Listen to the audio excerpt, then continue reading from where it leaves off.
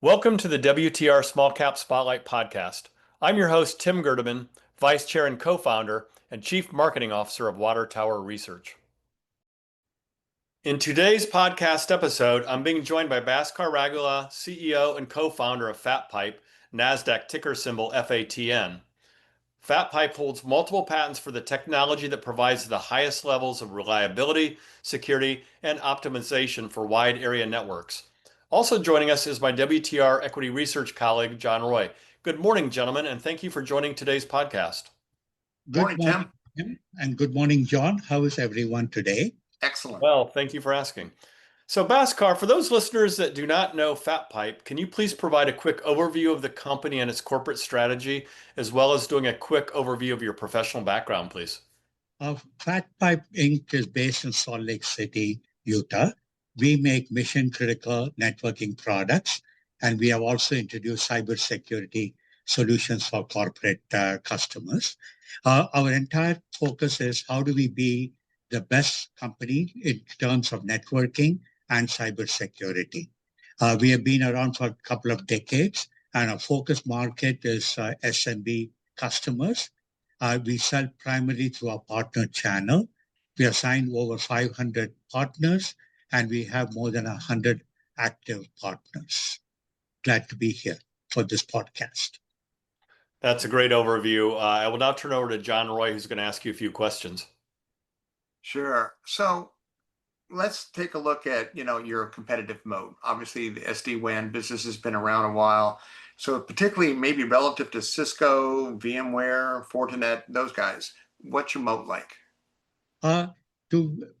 To give you a bit of an overview, FatPipe invented SD-WAN.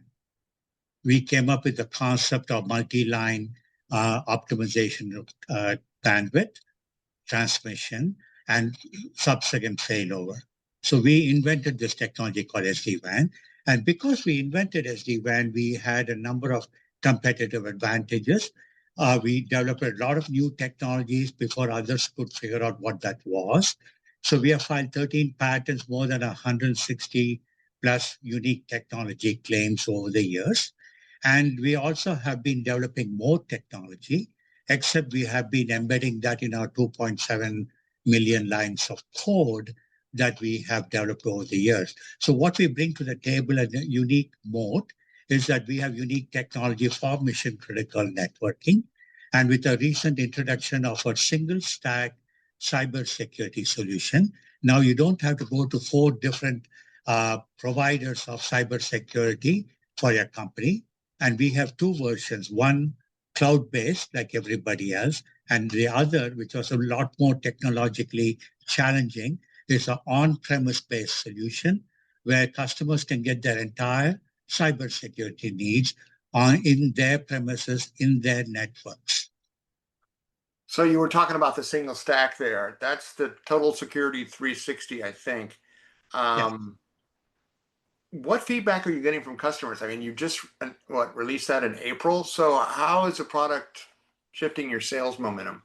Yeah, we announced that in April. We launched that in June, July, and we have already we have done more than 60 different presentations to customers. A number of quotations have gone out. And what customers like, to answer your question, what customers like about it is they are already facing problems with cloud providers. A good example was Amazon's DNS that went down only 3 days ago, right? This has been happening a lot. If nothing is happening, there's a tremendous delay.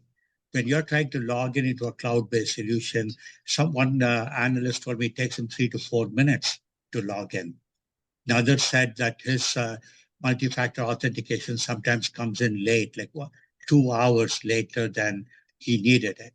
So there's a lot of problems that people already face, but we saw this as a challenge. Because we have that expertise with on-prem productization, we looked at it and said, why can't we give it to the customer on the premise, a full suite of cybersecurity solutions, so that there's a combined SD-WAN networking and cybersecurity, which means customers get SD-WAN, network security, cybersecurity, and compliance data solutions. Right. So yeah, definitely on-premise making something of a comeback. Yes. Um, Switching a little bit for your satellite-based connectivity. I think you have a Sat Boost product. Can you give us maybe how that's going and what's next there? SatPost is a product that triples your speed, communication speed. We manage jitter, latency, and all the other obstacles for wireless transmission. By doing that, customers can, let's say today in Florida, you have a hurricane going by. In such times when you really need satellite, that's when satellite lets you down.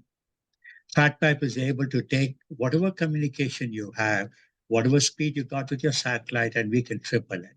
Another important thing is in times like this, the communication is very jittery, and therefore your large data files don't transmit through.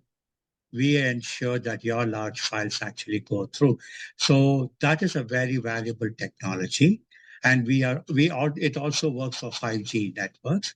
So we are now doing low-level marketing, talking to different key customers, doing studies, doing POCs, so that we get enough case studies to be able to go and do a full marketing blitz. So to reach your end customers, you have something of a partnership strategy, right? And I believe you were saying you go through a fair number of them. Um, can you give us a little more color on the reseller action and your whole partner strategy? Our entire custom strategy is partners based. We sell primarily through our partners. The advantage of working with partners is they have the relationships, we have the product. We are able to meet together and deliver solutions to their customers. So far, we had only about 9 salespeople. And after the IPO, we now have got 24 salespeople. So we have more than doubled our team to focus on partner development. We hired a person for a large online reseller. We also have multiple people working with the largest ISP in America. And as we add more people, we are opening more doors. We hired a person to work with more larger partners. So he joined, he was a president of Spectrum Business. So we are expanding our partner outreach, and that should result in more sales as time goes by. So earlier on, you mentioned that patents were part of your competitive moat. I was curious if those are giving you competitive advantages, either higher margins, easier sales, shorter sales cycles, et cetera. How do you see those IP elements really coming into play in the sales? The most important thing is we are able to produce a very unique product. Sometimes people say, okay, how do you compare with a Cisco? How do you compare with a Juniper? Yes, they are big. They are the McDonald's of the business, but we are specialties, right? We are the specialized restaurant you go to. We are the specialized product that you buy because you have a unique need. Our specialty is mission critical networking. Those who cannot afford to go down, which happens to cover a large swath of business today. Because as they go into the cloud for most of their requirements, it becomes even more imperative that they be able to access the cloud. And we provide that 99.99% network reliability. And with now our cybersecurity, we are able to provide on-prem cybersecurity so that if something happens to your connectivity to the cloud, you don't have to worry about your cloud-based cybersecurity. It's already on your prem. So for your fiscal first quarter 26, you did pretty well. You had revenue grow year on year 16%. You had gross margins at around 94%. I guess there's really two elements. One, can you grow internationally and keep that growth rate up? One. And two, can you keep gross margins at the 94% level? We are primarily focused on the United States. More than 95% of our business comes from the US. We haven't saturated the US market nor the channels. So our primary focus for the next couple of years is the US. We do have a presence in India, but the US is the market for us to focus on. We are not even in the 30 NFL cities, if you were to believe it. So we are expanding into these NFL cities. That will be the first focus. To answer the second part of your question, the margins, our plan is to keep those margins around the 90% level, plus or minus, but keep it higher because we are a software company at the end of the day. Great. So let's talk about the IPO a little bit. You finished that. You're now in the indexes you want to be in. What is your capital allocation strategy going forward?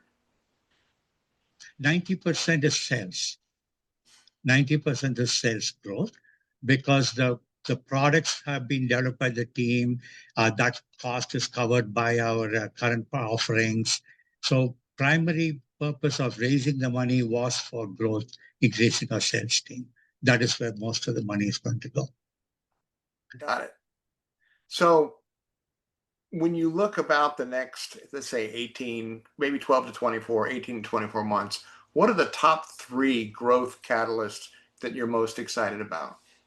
The most important thing, which I forgot to mention to you, is our recurring revenue stream. Our recurring revenue stream has been growing steadily. I believe we should be about 47% year over year growth in our recurring revenue. And that's what analysts like you look for. Is there a consistent recurring revenue growth? Because that projects stability for the company. While every quarter you may have, if a big deal happens, obviously that quarter is great. That doesn't mean that every quarter is going to have a great deal. But as long as the recurring revenue grows, we are on the right path. That's the number one thing. Number 2, increase our sales team. Next year, we are going to go from 24 people to about 45 people. And then continue to improve our products, be the best in the business. Like our cybersecurity, it's a really good product because it's very unique from all the offerings that you see around you. It brings a lot of value to the customer. Our cost is about half to 40% of the cost of those who offer cloud services. The reason for that is with cloud services, you're paying Amazon a lot of money. You're paying your ISP a lot of money. You have to pay every time you have to download data to generate a report, you pay money for egress. You pay money for storage. Why are you wasting all this extraneous money when you could have an on-prem device that does exactly the same thing? There is no additional cost putting a box in your network. There's no additional storage cost. We provide you 2 to 5 terabytes of storage. So then I'm able to pass on the cost to the customer. So for the price of a latte, around $6.50 per month, the customer gets full network security, cybersecurity, and email security, and SIM solutions. So that's a screaming deal for a customer. Those are some great catalysts going forward. And I certainly like the increased sales force always raises my eyebrows for sure. Maybe one final question. If you had one message to give to investors about why now and why this is an attractive company from your perspective, what would it be? FatPipe has always been a bootstrap company till we did the fundraising. So we run a very efficient company. We focus on cost, we focus on investing in technology, and now we are focusing on sales stream. So now is the time to look at FatPipe because our entire focus is sales growth. As you said earlier, our profit margin is 80%, and our focus is sales growth. Now, this is a good time to consider FatPipe. And our symbol is FATN. Well, thanks so much. Tim, over to you. Thanks, John. Thank you for joining us today. Bhaskar Ragula, CEO and co-founder of FatPipe, NASDAQ ticker symbol FATN, and thanks to my equity research colleague, John Roy.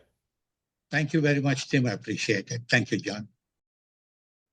Thank you for listening, and don't forget to subscribe, as well as visiting www.watertowerresearch.com to stay up to speed on the company's small cap written research reports, podcasts, fireside chats, industry-specific symposiums, and conference schedules. We will see you next time for another edition of the WTR Small-Cap Spotlight Podcast. Finally, a special thanks to the producer and editor of the podcast, Krista Fitzpatrick.